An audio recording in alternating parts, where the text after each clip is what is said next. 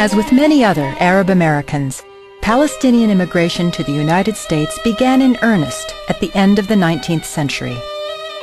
Arab immigrants were a significant part of the Great Migration, the period in U.S. history between 1880 and 1924, when more than 20 million immigrants entered the U.S.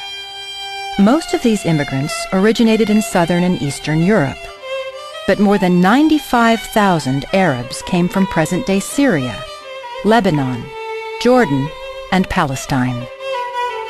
By 1924, there were about 200,000 Arab Americans living in the United States, many of them with origins in Palestine.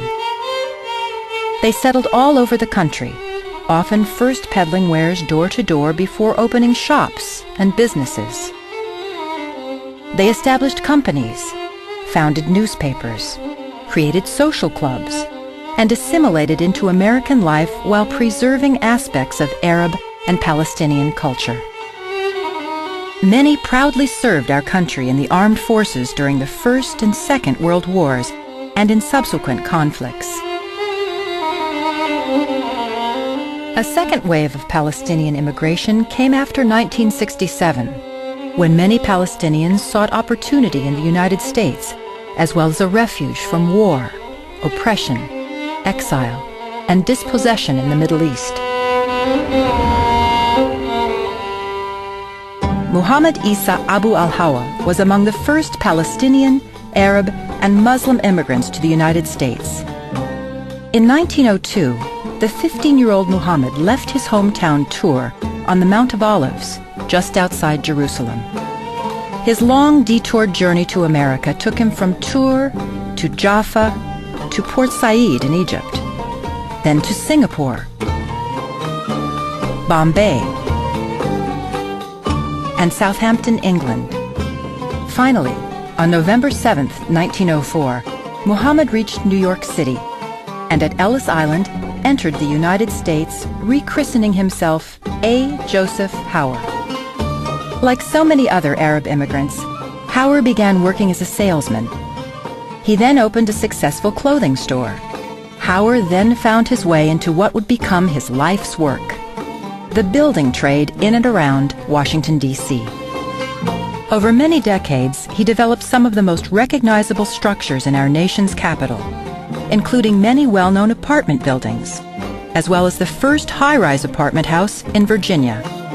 But the project dearest to his heart, and which left perhaps the most lasting impact on the city, was the construction of the Islamic Center Mosque on Massachusetts Avenue.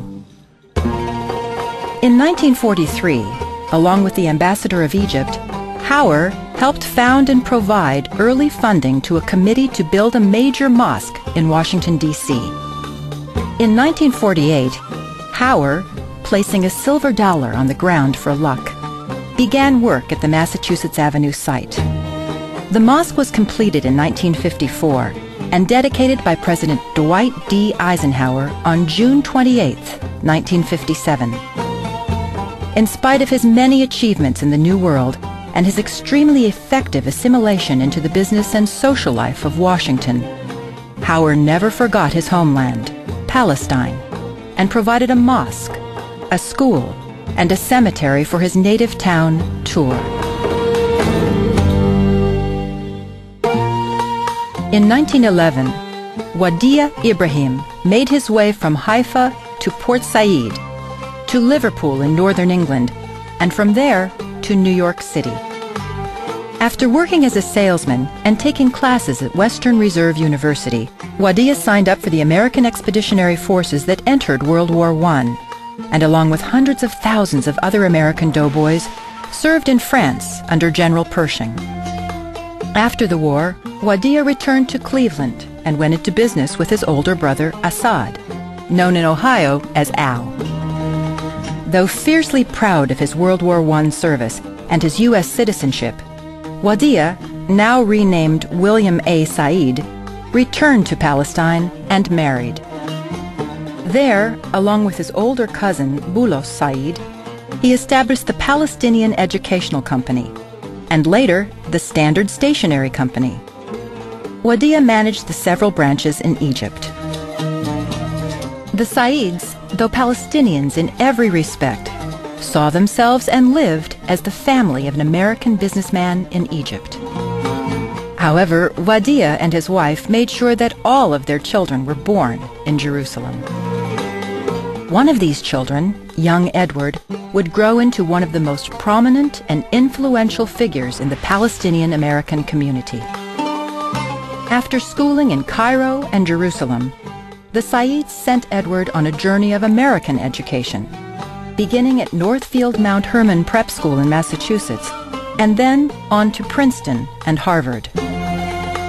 Following his appointment as professor at Columbia University, Edward Said became among the most influential literary theorists and cultural critics in the world, and a major figure in the humanities. He was a passionate supporter of Palestinian human and national rights, and a long-serving member of the Palestine National Council. He was also a leading proponent of peace in the Middle East and reconciliation between Arabs and Israelis. Like the late Professor Said, there have been countless Palestinian Americans who have made major contributions to American life. These include John Sununu, John Sununu Jr., Ray Irani, Naomi Shihab Nye, Rani Saikali, Ibrahim Abulogad, Rashid Khalidi, Theodore Katouf, Walid Khalidi, Hisham Sharabi, and Simone Shaheen. In 2003, the American Task Force on Palestine was formed to express Palestinian-American support for an end to the conflict in the Middle East based on two states, Israel and Palestine living side by side in peace.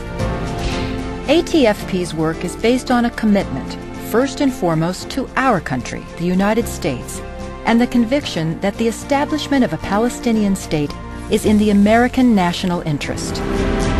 During its short history, ATFP has established itself as a leading voice for peace between Israel and the Palestinians. It has won the respect of government, policy, media, and academic circles, and testified before Congress. ATFP has pioneered a new style of advocacy for Palestine and outlined in detail its vision for a Palestinian state that is democratic, pluralistic, non-militarized, and neutral. It has developed educational materials on resolving the conflict and held numerous briefings and media events in Washington. The task force has just released a book, Principles and Pragmatism, which outlines its approach to issues such as advocacy and building a strong coalition for peace in the Middle East. As an American organization sincerely concerned about the well-being of the Palestinian people, ATFP reacted to the recent crisis by establishing the Palestinian Humanitarian Fund Appeal and donated over $50,000 for health care in the occupied territories. The American Task Force on Palestine is committed to continuing its humanitarian efforts while seeking every available means to advocate for the only viable solution to the conflict in the Middle East: two states, Palestine and Israel.